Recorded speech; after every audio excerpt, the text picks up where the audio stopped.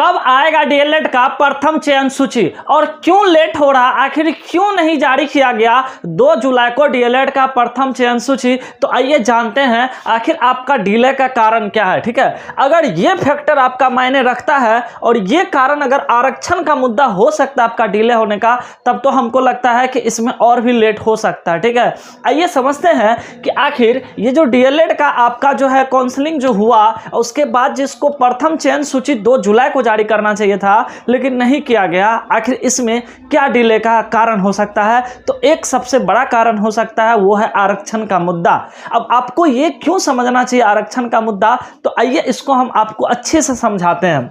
देखिए, ये जो है आरक्षण का मुद्दा इसलिए हम आपको कहते हैं क्योंकि पता है आपको बिहार में पहले आरक्षण क्या लागू था और फिर आपको न्यू आरक्षण कब लागू हुआ, और आपको ये भी जानकारी दे दे कि सुप्रीम यानी कि जो हाई कोर्ट है वो खारिज कर दिया है जो नया आरक्षण लागू हुआ। ठीक है, तो हो सकता है कि आपका ये फैक्टर हो सकता है कि आपका लेट होने का। लेकिन देखिए, जब उन्होंने एक नोटिस जारी किया जिसके माध्यम से वो बताया कि हम 2 जुलाई को डीएलएड का प्रथम चयन सूची मेरिट लिस्ट जारी नहीं करेंगे, लेकिन उसमें उन्होंने कोई भी कारण स्पष्ट नहीं किया कि हम किस कारण से नहीं जारी किए हैं। ठीक है, अगर उसमें कारण मेंशन रहता तब तो अच्छी बात है, लेकिन आप थोड़ा सा यहाँ पे कॉमन सेंस लगा सकते हैं। क्या सर आरक्षण को लेकर के तो नहीं इसका लेट हो रहा है? अब देखिए, आरक्षण को लेकर के हम क्यों कर रहे हैं, क्योंकि आप खुद बताइए, यहाँ पे समझिए इस चीज को कि पहले जो बिहार में आरक्षण था ना वो 60% था, इसको सरकार नीतीश सरकार क्या किया, बढ़ा के 75% कर दिया। ठीक है, अब इसी का मुद्दा ये है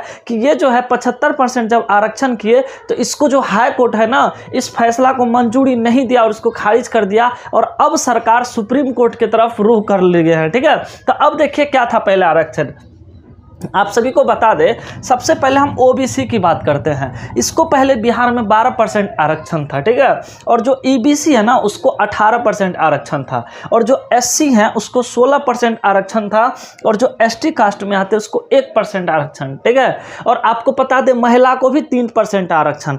जब सिर्फ इतना को आप जोड़ते थे तो पहले 50% आरक्षण होता। ठीक है, देख सकते हैं यहाँ पे आपका 30 ये हो गया। ठीक है, यहाँ पे आप इसको जोड़ लीजिए तो 30 40 46 हो गया, 46 1 47 और 3% महिला को आरक्षण, तो टोटल 50% ये आरक्षण हो गया। उसके बाद फिर एक कानून पास हुआ जिसमें कहा कि भाई जो रियल में आर्थिक रूप से गरीब है उसको हम 10% का आरक्षण का लाभ देंगे, तो 50 से इसको दायरा को बढ़ा करके 60% आरक्षण कर दिया गया। ठीक है, ये चल रहा था बहुत अच्छा से, लेकिन फिर आपको पता है कि बिहार में कराया गया जनगणना। ठीक है, 2011 के बाद कभी जनगणना नहीं हुआ था, आपको पता है हाल फिलहाल में ही फिर से बिहार में जनगणना करवाया गया जब नीतीश और तेजस्वी का गठबंधन सरकार था। ठीक है, जब उन्होंने जनगणना कराया तब कहा कि भाई बिहार में जो गरीबी रेखा है ना हम उसको चाहते हैं कि आरक्षण को फिर से एक दायरे में इसको बढ़ाया जाए। ठीक है, और इस प्रकार से उन्होंने एक नया आरक्षण लागू कर दिया, और इसमें किस कास्ट को कितना आरक्षण बढ़ा उस समझिए। पहले जो मिलता था ओबीसी को 12% आरक्षण, अब इसको बढ़ा के कर दिया 18% आरक्षण।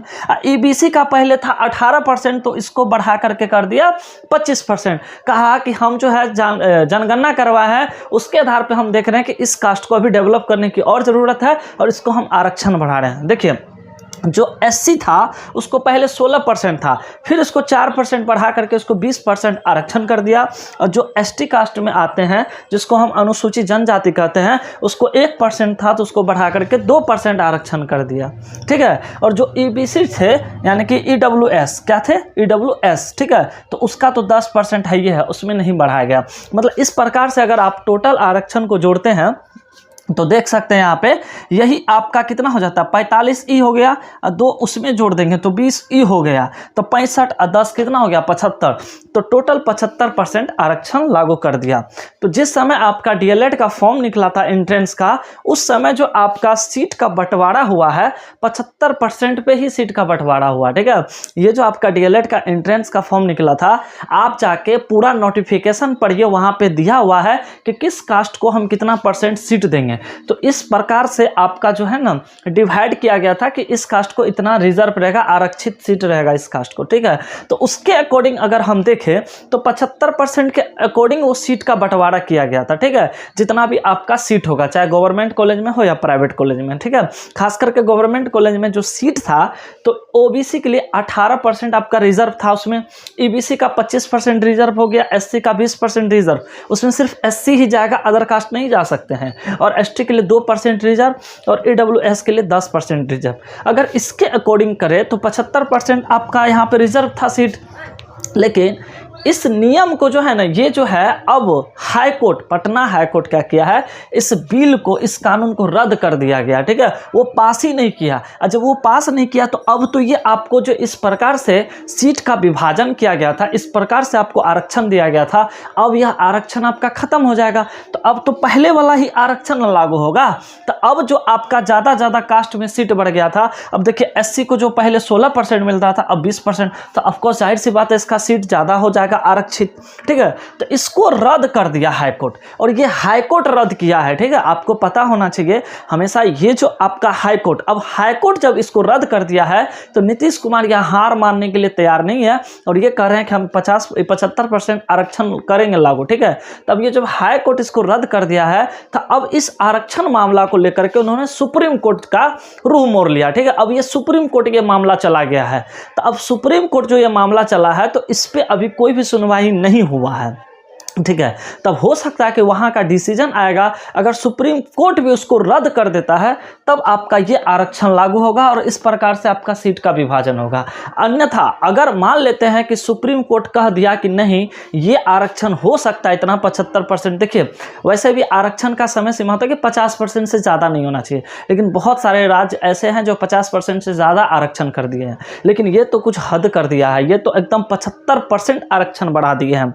हाई कोर्ट को लगा कि ये उचित नहीं है इतना आरक्षण, इसीलिए उन्होंने रद्द कर दिया। लेकिन अब नीतीश कुमार जो है इसकी लड़ाई सुप्रीम कोर्ट गए हैं लड़ने। अगर वहां पे जीत हो जाती है तब तो आपको इसके अकॉर्डिंग तब तो ठीक है, नहीं तो फिर आपको इसके अकॉर्डिंग ही सीट का विभाजन होगा और जितना भी था सीट पहले के अकॉर्डिंग आपका आरक्षित सीट का संख्या क्या होगा, घट जाएगा। अगर ये मामला होगा तब आप समझ सकते हैं, एग्जैक्ट हम नहीं कंफर्म बता सकते हैं कि यही रीज़न है जिसके कारण आपका जो है डिले हो रहा है, लेकिन मेरा एक मानना है कि आरक्षण एक मुद्दा हो सकता है जिसके कारण आपका जो है प्रथम चयन सूची जारी नहीं किया गया है। अगर रियल में यह मुद्दा है तो थोड़ा सा टाइम और लग सकता है, ठीक है, तब तो अच्छा खासा लेट हो जाएगा। जैसा कि आप सभी को पता है कि 2 जुलाई को ही आपका जो है प्रथम चयन सूची आ जाना चाहिए, और आज जो हम यह आप लोग के बीच यह मैसेज दे रहे हैं, आज आपका 7 तारीख हो गया, तो अभी तक आपका कोई भी इंफॉर्मेशन नहीं आया है। और हमेशा आपको हम कहते हैं कि जब भी प्रथम चयन सूची डीएलएड का जारी किया जाएगा उससे पहले जिस प्रकार का उन्होंने एक नोटिस जारी किया था जिसमें मेंशन था कि 2 तारीख को हम नहीं निकालने जा रहे हैं, जारी नहीं होगा प्रथम चयन सूची, उसी प्रकार का पहले एक नोटिस जारी करेंगे और फिर उसके माध्यम से वो कोई डेट को कंफर्म करेंगे कि हम इस डेट में आपका प्रथम चयन सूची यानी कि मेरिट लिस्ट जारी करने जा रहे हैं, ठीक है। लेकिन देखिए और क्या मामला हो सकता है, उन्होंने तो स्पष्ट नहीं किया, अगर स्पष्ट करते तब तो क्लियर हो जाता, ठीक है। लेकिन हमको अगर लग रहा है कि ये थोड़ा सा मामला हो सकता है, तो आई होप आपको समझ में आया होगा कि आपका जो है लेट होने का क्या कारण है, ठीक है। अगर सर मान लेते लेट तो एक संभावना बता दीजिए कि कब तक में सर प्रथम चयन सूची आ सकता है। तो देखिए वैसे तो बहुत एक अनुमानिक आप कह सकते हैं कि 10 जुलाई के बाद आ जाना चाहिए, लेकिन हम आपको एग्जैक्ट नहीं बता सकते। बताइए जब तक कोई ऑफिशियल नोटिस नहीं आएगा यह कहना उचित नहीं है, लेकिन 10 जुलाई का बाद रखिए कि आपका आ सकता है प्रथम चयन सूची, ठीक है। और नहीं अगर ये मामला होगा तब तो और लटक जाएगा, तब तो और आपका लेट हो जाएगा जल्दी, ठीक है। अगर आरक्षण का मामला होगा तब तो यह क्लियर नहीं होगा जब तक, तब तक आपका यह मामला और भी लसक सकता है, ठीक है। तो ये जानकारी थी। अगर आपको कोई डाउट हो तो कमेंट करके आप हमसे पूछ सकते हैं, और अगर आपको वीडियो अच्छा लगे तो प्लीज़ वीडियो को लाइक कर दीजिएगा, और हमारे चैनल पे अगर आप पहली बार आए हैं तो चैनल को सब्सक्राइब कर बेल आइकन का घंटी होगा उसे दबा दीजिए, ताकि इस वीडियो के माध्यम से, इस चैनल के माध्यम से आपको इसी तरह का इन्फॉर्मेशन वीडियो मिलता रहेगा, क्योंकि इस चैनल के माध्यम से आपको हर एक प्रकार का जॉब से जुड़ा हुआ वीडियो और डीएलएड से जुड़ा हुआ या कोई भी अन्य सरकारी वैकेंसी निकलती है तो उसकी जानकारी यहाँ पे दी जाती है। तो फिर हम नेक्स्ट वीडियो में मिलते हैं, और पूरा वीडियो देखने के लिए आप सभी को तहे दिल से धन्यवाद। Thank you so much. Radhe Radhe.